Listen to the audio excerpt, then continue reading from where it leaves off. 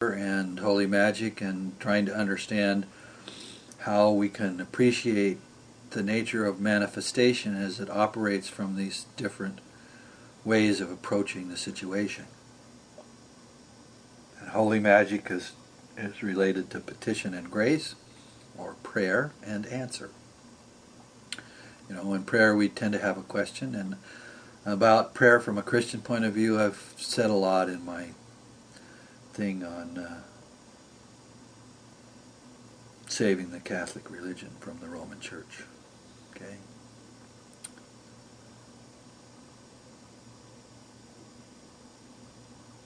Petition and grace, or prayer and answer, ask, seek, and knock, etc. And all of these involve qualities of our own being. What we do, you might say, that makes us more effective as someone who's able to manifest is we engage in self-transformation leading to our own purification. And of course people can get into this, oh, he thinks he's better than everybody else, and da-da-da-da-da-da-da-da. Well, the fact is, when you do this within a real system, like say, do it out of Christianity, and of course institutional Christian religions hardly understand this at all. This kind of thing scares them to death. They don't really want to be Christian. They want to sort of have a belief system that makes them comfortable with the world. Because Christ asked a lot of people. He didn't just ask it with the things he said, he asked it by how he lived. Okay? He went to the cross. Alright? That's a big leading by example thing, you know. Whoa, boy! You know, and people got, you know, fascinated with that in the post, you know, crucifixion times, you know. They're all the martyrs and all the rest of that, and people today, sometimes in Christianity, think it's a good thing to be a martyr, and I'm not too sure about that. But if you study wisdom, you're going to find your way to Rudolf Steiner and Valentin Tomberg and some other people, and you're going to hear some ideas that are very different. Okay? If an individual is struggling to be a moral person, their biography will have certain characteristic qualities. That is, what manifests in the biography and the relationship between our own I am and what the course of our biography brings to us according to our struggles to be a moral human being. Okay? Now, how do you get on that path? Well, you get on that path by following the seven,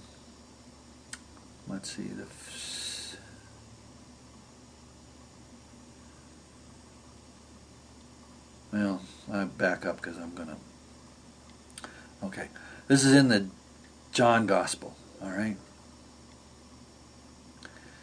And one starts with washing the feet. That is, when we begin to live for others and place ourselves consciously below them in terms of their significance in the world. They are more important than myself. That's washing the feet. Once you start to do that and live your life according to that, then things happen. And these things are on what might be called the Christian Rosicrucian path.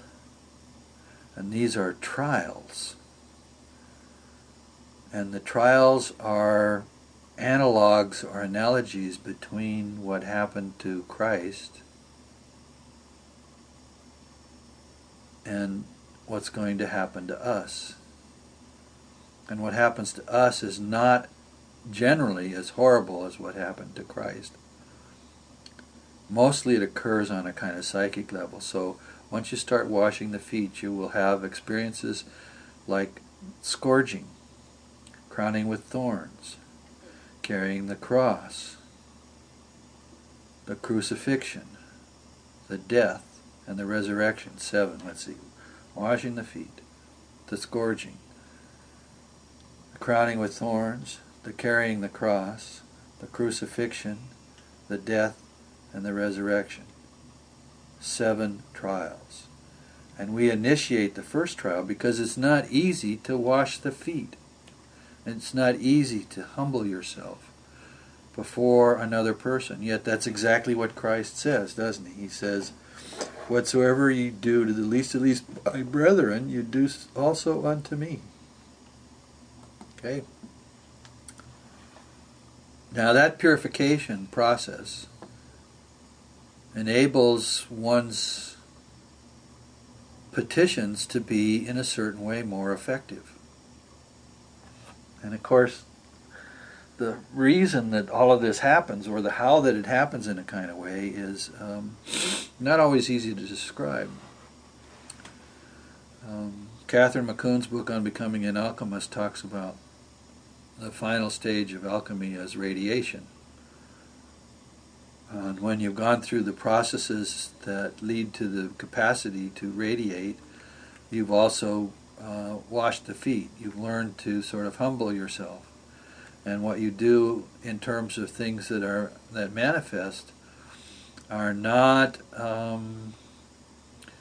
outwardly visible kinds of things where someone would see you healing someone or anything like that. People that are going about doing that kind of thing are probably a little bit full of themselves with too much ego. It's a real problem, when you do spiritual stuff and you got to deal with your excessive things. And when I'm done with this little part, I'm going to get more into that, because that's sort of the pièce de résistance on this section on ambiguity of seeking powers. Okay? So, if you try to lead a moral life, you experience 7 life trials. An example of scourging would be if you were a teacher in a school and the bureaucracy wanted you to do a certain thing and you thought this was harmful to the children and you resisted doing it. And then during your experiences as a teacher in this school, you came under critical fire from your peers who didn't like you trying to be more true to the needs of the children. They've already capitulated, you might say. And from the administration. So what happens is your effort to try to do the right thing results in a scourging. Crowning with thorns would be where you express ideas into an environment that doesn't want to have those ideas. And these are good ideas. These are more true than other ideas. And they're more moral than other ideas. But the environment in which you do that can't tolerate that. And so you have a crowning with thorns because they attack you as a spiritual person producing moral ideas. They attack your ability to do that. They resist it. They don't want it.